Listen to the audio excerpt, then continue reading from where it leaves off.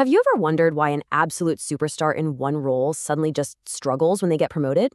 It happens all the time. And usually, it's not a lack of effort. It's actually a lack of understanding that the rules of the game have completely changed. Welcome to this explainer. Today, we're going to break down Robert Katz's exact framework on how essential skills shift as you climb the management ladder. It's called the Hierarchy of Managerial Proficiency, and honestly, it's a brilliantly simple but totally paradigm-shifting way to look at your career growth. Let's get right into it. So what makes a proficient manager? Think about the best manager you've ever personally had. What actually made them great? Well, according to Katz, if you ask 10 different people this question, you'd probably get 10 different answers. And the crazy part? They might all be right. Why? Because the answer completely depends on your altitude in the organization. The skills you need down at sea level are vastly different from the skills required way up at the summit. Section 1, Katz's Management Proficiency Hierarchy.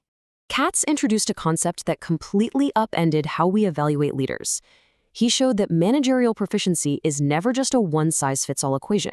You literally can't take a generic good manager toolkit, hand it out to everyone in the company, and expect success. The skills you need actively transformed based on where you sit in the organization. Step 1 is the front line, Step 2 is middle management, and Step 3 is top management. Wherever you are right now, understanding this progression is the master key to unlocking your next level of performance. Let's look at Step 1. Frontline, technical skills critical. At the very foundation of the organization, having direct, hands-on technical proficiency is the absolute most critical requirement. This is where the primary work is actually executed day in and day out. Think about it. If you're managing a team of software developers, you kind of need to be able to read the code, right? Or if you lead an accounting team, you've got to know those spreadsheets inside and out. Your team's respect, your credibility, and your ability to unblock their daily problems rely heavily on your own technical mastery. At this level, technical skills are the undisputed king. Moving on to Step 2, middle management, the crucial balance. This step up is often described as the toughest transition in business. Suddenly, the whole equation shifts into a delicate, almost equal balance between human and technical skills. You can't just rely purely on your technical chops anymore. In fact, if you do, that usually leads straight to micromanagement, which nobody wants. As the vital bridge in the organization, your new job is translating higher-level goals into technical realities.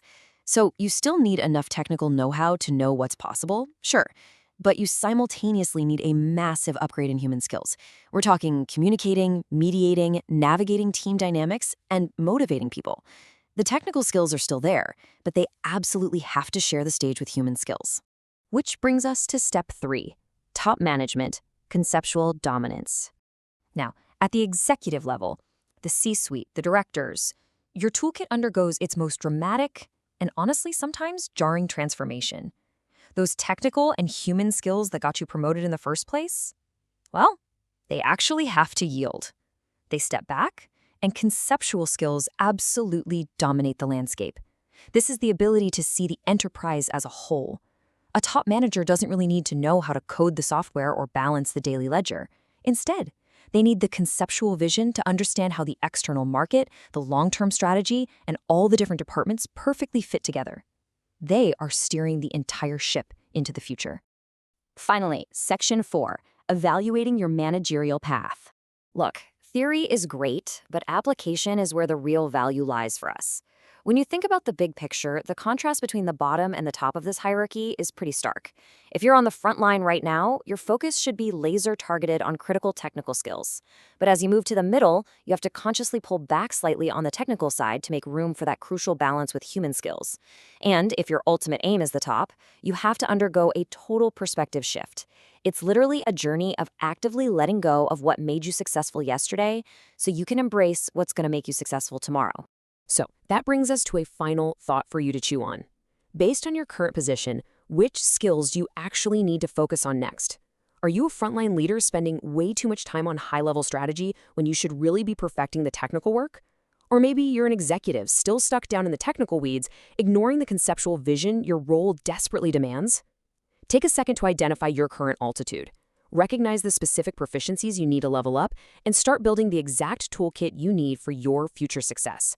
Thanks so much for joining me for this explainer, and keep learning.